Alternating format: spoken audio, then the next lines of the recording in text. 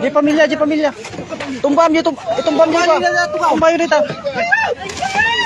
Wag magalaw. Ganyan lang muna, wag maligaw. Hinahinay lang. Napahiyaw sa sakit ang ginang na yan habang hinuhugot siya ng mga residente. Ang sinasakyan niya kasing taxi tumagilid pasado alas 12 ng tanghali noong Sabado, February 7. Nangyari ito sa kahabaan ng Asin Road sa Tadyangan, Tuba, Benguet. Ayon sa mga nakasaksi, narinig na nila ang taxi driver na sumisigaw bago pa sumalpok sa isang pader at saka tumagilid. Talpas mi nga nangan.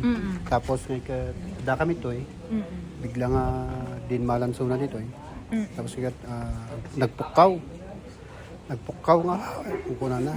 Tapos damdaman tin ba kuna na dit tinulong kami ay tinulungan mi suda nga remorge tiluglugan na gid at tao. Kaya driver ingato mi lang gid ingato. Higtot kami bagtahan nga da kami dito iti napananjay lugan ta nagadu kami dito. Sugatan ng driver ng taxi na isang 65 anyos na babae at kanyang 5 pasahero. Taxi driver na i-step sana yung brake or yung brake pedal. Kaso, hindi siya kumagat. So, prompting the taxi na umatras at tumama sa concrete wall. So, dahil sa impact, baliktad yung taxi until it rested on its side. Self-accident. So, wala mong complaint. Nakalabas na silang lahat sa pagamutan at hindi na nagsampa pa ng reklamo ang mga pasahero laban sa driver.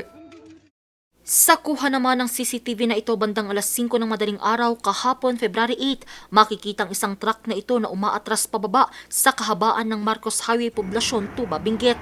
Maya-maya, natumba na ito. Nasa initial investigation ng ating mga investigators, fully loaded itong